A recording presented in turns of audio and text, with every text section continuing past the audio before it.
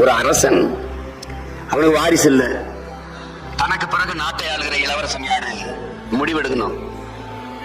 அப்ப என்ன செய்யறான், அவன் ஒரு 12-13 வயசுல இருக்கிற சிறு பிள்ளைகள்ல எல்லாருக்கும் ஒரு தேர்வு வைக்கிறான்.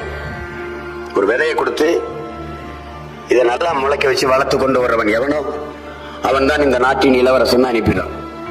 அது சிறப்பா எந்த செடி வளர்ந்துருக்கோ அந்த செடிக்கு சொந்தக்காரனை இளவரசனா தேர்வு செய்யுங்கிறத அறிவிப்பு. நாட்டில் இருக்கிற பிள்ளைகள் அவங்க பெற்றோர்கள் எல்லாம் பேரார்வம் கொண்டு, என் மகன் நீ நாட்டை ஆள போறான், இளவரசன் ஆக போறான், என் மகன் நாட்டுக்கு இளவரசன் ஆக போறான்னு தொட்டியில மண்ணை போட்டு அதுல விதையை போட்டு தண்ணியை ஊத்தி வளர்க்குறான். எல்லாரும் வீட்டு விதையும் முளைச்சு பிரமாதமான செடியா, பெரிய செடியா அழகா வளர்ந்துருது. அரசர் அறிவிச்ச நாள் வந்துருது, எடுத்துக்கிட்டு போகணும். ஆனால் ஒரு ஓலை குடிசையில ஏழை தாயின் மகனா பிறந்த ஒரு சிறுவன் அந்த விதையை போட்டான், தண்ணியை ஊத்துனா முளைக்கவே இல்லை. இப்ப அந்த அரசர் கிட்ட போய் இந்த செடி முளைச்சதை காட்டணும், எந்த செடி உயரமா இருக்கு, எந்த செடி செழிப்பா வளர்ந்துருக்கோ அவன் தான் இளவரசன். அப்ப இந்த மகன் எப்படி, நான் இந்த முளைக்காத செடி இந்த சட்டியை தூக்கிட்டு எப்படி போறது, என் செடி முளைக்கலையே அப்படின்னு.